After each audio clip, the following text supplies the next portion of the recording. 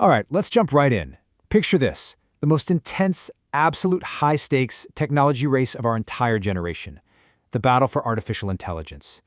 Now, if you asked anyone just a few years ago how to win this race, the answer would have been super obvious, right? Move faster than everyone else, grab all the users, and just let scale figure out the rest. But what if I told you that the ultimate winner of the enterprise AI market, the part of the market that actually pays the big bucks, built their entire identity around doing the exact opposite? What if they literally won by slowing down, establishing strict limits, and frequently just saying no? Well, welcome to this explainer on the safety bed, which is a really fascinating look at the source material charting exactly how Anthropic quietly conquered the world of AI. Jan Morrow, the author of our source material, absolutely hits the nail on the head here with this quote. The thing everyone took for a handicap turned out to be the moat. And honestly, this is the brilliant, totally counterintuitive thesis at the very heart of this explainer. See, while the rest of the tech industry saw caution as this crippling handicap in a winner-takes-all race, Anthropic gambled that restraint would actually become their greatest competitive advantage. They basically bet that in a market completely terrified of unpredictable machines, trust was going to become the most valuable product of all. So here is our roadmap for how this all builds. We're going to start with the initial safety bet, and then we'll break down their 4-move playbook. Trust as a product, winning the builders, owning the rails, and the money machine. And finally, we'll look at the IPO tightrope. All right, Section 1, the safety bet and the 2020 walkout. To really wrap our heads around this, we have to rewind at the end of 2020. An elite group of researchers, and this includes siblings Dario and Daniela Amore, actually walked out of OpenAI, which was the most celebrated AI lab on Earth. And they weren't pushed out. They left over a fundamental, irreconcilable disagreement about the sheer pace of AI development. They strongly believed the industry was building these incredibly powerful systems way faster than it was building the ability to actually understand and control them. This was a massive paradigm shift. On one side, you've got your classic Silicon Valley dogma, right? Move fast and break things. Ship the product now, fix the bugs later. But on the other side, you have Anthropic's crazy wager. They believe that as AI shifted from being just a cool novelty into serious mission-critical infrastructure, enterprise buyers wouldn't actually want the most dazzling or chaotic tool. No way. They would want the safest, most reliable one. They were betting that caution wasn't a luxury, it was a hardcore business strategy. So how exactly did they execute on this? Well, they ran a very specific, highly disciplined 4-move playbook. Step 1, make trust a product. Step 2, win the builders.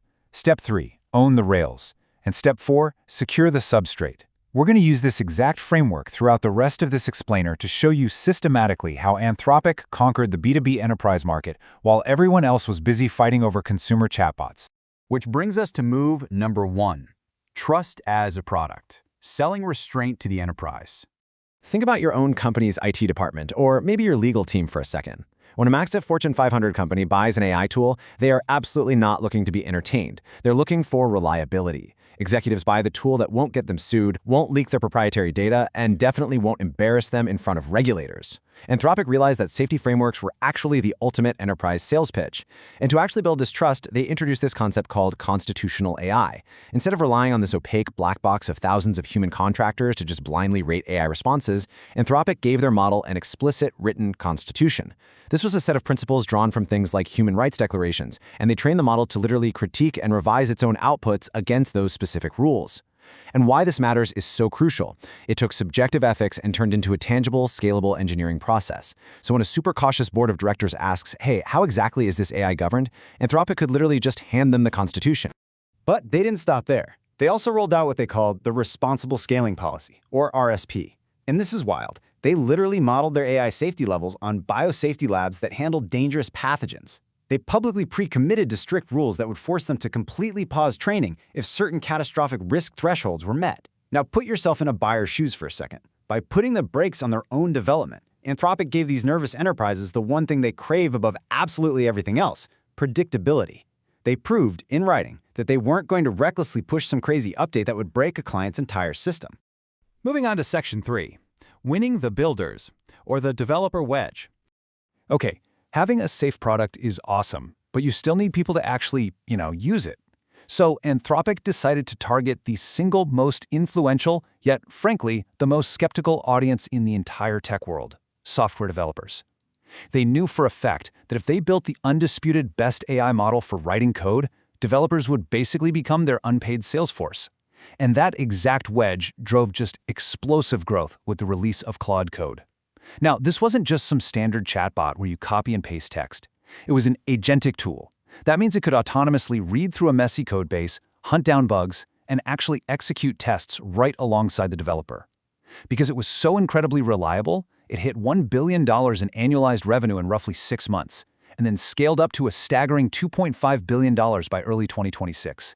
It embedded itself so deeply into the core of enterprise workflows that turning it off would mean fundamentally breaking how those companies even operated.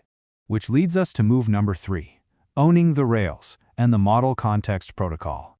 As AI evolved from just simple chat into this new agentic era, where the AI is actually taking complex actions on your behalf, Anthropic made what seems like an incredibly counterintuitive strategic decision.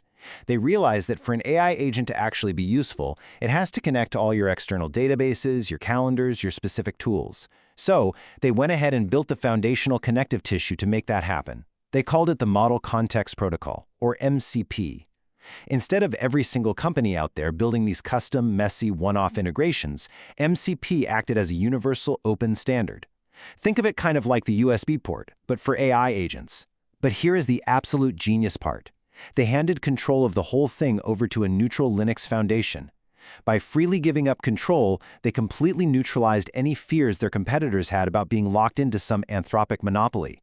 Everyone, literally even their biggest rivals, adopted it. And by doing so, Anthropic cemented themselves right at the very center of the entire AI ecosystem. Section 5. The Money Machine. Scale and Capital. So you could have the best safety policies and the coolest developer tools in the world, but competing at the absolute bleeding edge of AI requires a staggering, just monstrous amount of capital and industrial power.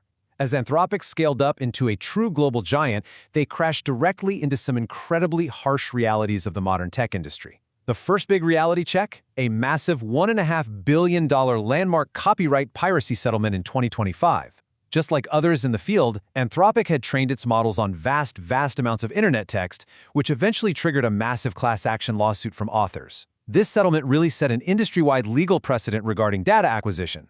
But what's truly fascinating here, and what you really need to take away, is that by this point, Anthropic's scale was so completely massive that a $1.5 billion penalty was something they could literally just absorb as a standard cost of doing business. And sustaining that immense scale required an even larger commitment.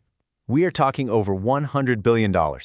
This represents their sweeping, decade-long compute commitment with Amazon. Look, to train these massive models, you need unbelievable amounts of raw silicon and electricity. Anthropic secured the sheer industrial power necessary to train frontier models by deeply aligning with Amazon's custom AI chips. This completely bypassed the massive industry bottlenecks of trying to buy chips from traditional vendors. Essentially, they got all the power they needed without ever having to build their own chip factories. And all of this careful maneuvering resulted in a totally dizzying financial valuation.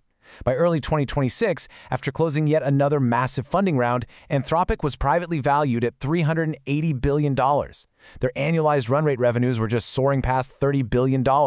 What started off as this ideological walkout over AI safety had rapidly, almost unbelievably, transformed into one of the fastest-growing commercial entities in the entire history of software. And we see this perfectly reflected in the data.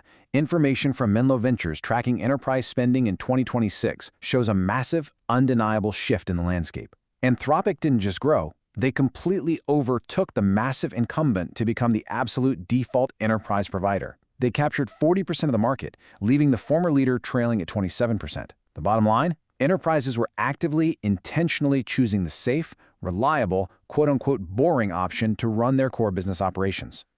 But with this massive market share came immense geopolitical power. Anthropic's CEO, Dario Amodei, became a highly vocal advocate for strict export controls on advanced AI chips heading to China. He argued very passionately that democratic nations absolutely needed to maintain a lead in AI to prevent authoritarian misuse, while simultaneously accelerating things like global science and medicine. At the very same time, critics of the stance were quick to point out that restricting the supply chain of foreign adversaries inherently benefits the market position of Western labs like Anthropic. It's a complex dynamic where principle and strategic business advantage found themselves perfectly aligned. And finally, Section 6, the IPO tightrope and the ultimate test. By the summer of 2026, Anthropic confidently filed for an initial public offering. They were officially stepping out of the shielded private world and right into the harsh, unforgiving glare of Wall Street. And this presents a massive, unavoidable structural tension, because remember, Anthropic was built from day one as a public benefit corporation. This tension perfectly highlights what the source material calls the safety paradox. On one hand, Anthropic genuinely set out to be a cautious, responsible steward of safety and restraint. But on the other hand, just to survive the race, they had to raise tens of billions of dollars, build a colossal financial engine, and push the absolute frontier of AI capabilities, which essentially accelerated the very arms race they were warning everyone about. So the real issue is, can a lab that helped spark a global AI boom genuinely maintain a mission of restraint when faced with public shareholders who demand infinite, relentless quarter-over-quarter growth? Which leaves us with this final, really provocative thought to take away from this explainer. Can a safety bet truly survive the public market? Anthropic absolutely proved that you can win the enterprise space by building trust. But as they step onto the massive public stage, we have to wonder if caution and massive capital scale can genuinely coexist in the future of AI. Or will the sheer undeniable gravitational pull of Wall Street eventually force the safety company to start moving fast and breaking things? It is a fascinating question, and it's exactly why we do what we do here, bringing you these incredible stories behind the data. Keep learning, and I'll catch you on the next explainer.